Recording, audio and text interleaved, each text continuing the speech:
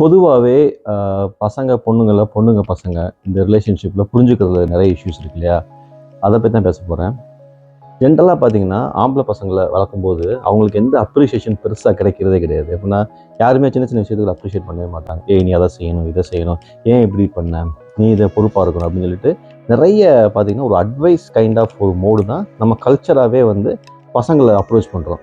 அதே இது இன்ஃபேக்ட் நீங்கள் ஒரு பொண்ணை பார்த்தீங்க அப்படின்னா அவங்க செய்கிற சின்ன சின்ன விஷயத்துக்கு எல்லாத்தையுமே அப்ரிஷியேஷன் கிடச்சிட்டே இருக்கும்.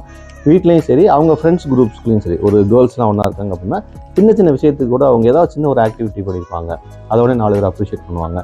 ஒரு சின்ன கிஃப்ட்ஸ் கொடுக்குறது, சின்ன சின்ன ஃபங்க்ஷன்ஸ் வருது, எல்லாத்துக்குமே பார்த்தீங்கன்னா பெண்கள் மத்தியில் பார்த்தீங்கன்னா பெண்களுக்குள்ளே பார்த்தீங்கன்னா அந்த நிறைய ஒரு கொலாபரேஷன்ஸ் வந்து ஒரு ஜாய்ஃபுல்லாகவே இருந்துக்கிட்டே இருக்கும்.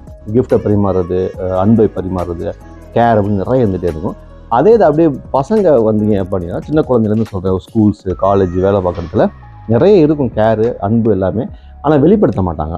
அதை வேறு மாதிரி தான் வெளிப்படுத்துவாங்களே வெளியே வந்து இவங்கள மாதிரி எக்ஸ்பிளிசிட்டாக செய்ய மாட்டாங்க.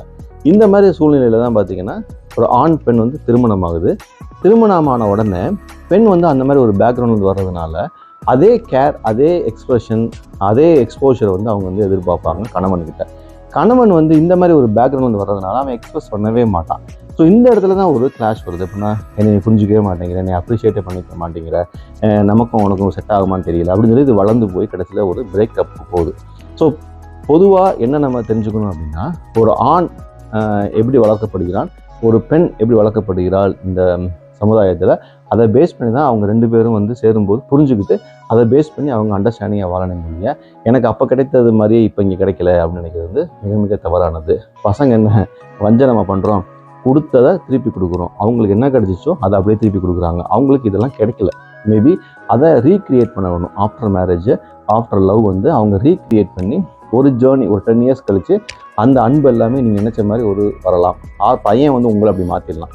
ஸோ இது வந்து ஒரு ஃபண்டமெண்டலாக சில பேசிக்ஸ் தெரிஞ்சுக்கிட்டிங்கன்னா இந்த எக்ஸ்பெக்டேஷன்ஸில் இருக்கிற ப்ராப்ளம் வந்து சால்வ் பண்ணலாம். இது நான் வந்து ஒரு ஜேர்னியில் தெரிஞ்சுக்கிட்டது, பார்க்குறது தெரிஞ்சுக்கிட்டது. அதை கண்டிப்பாக உங்களுக்கு ஷேர் பண்ண நினைச்சேன். நிறைய பேர் இன்றைக்கி பார்த்தீங்கன்னா ஹஸ்பண்ட் அண்ட் ஒய்ஃபுக்குள்ளேயோ ஒரு ஆண் பெண் உறவுக்குள்ளே பார்த்தீங்கன்னா இந்த அன்பை பரிமாறுறதுல நிறைய பிரச்சனைகள் இருக்குது. அது வந்து அவங்க யாருமே இன்டென்ஷனாக பண்ணல. அது வந்து த வே தே ஹேவ் க்ரோன், அதை பேஸ் பண்ணி தான் இது வந்து எக்ஸ்பிரஸ் பண்ணுறாங்க. இதை தயவுசெய்து புரிஞ்சுக்கிட்டிங்கன்னா ஈஸியாக நீங்கள் ஓவர் கம் பண்ணி ஜாலியாக இருக்கும்.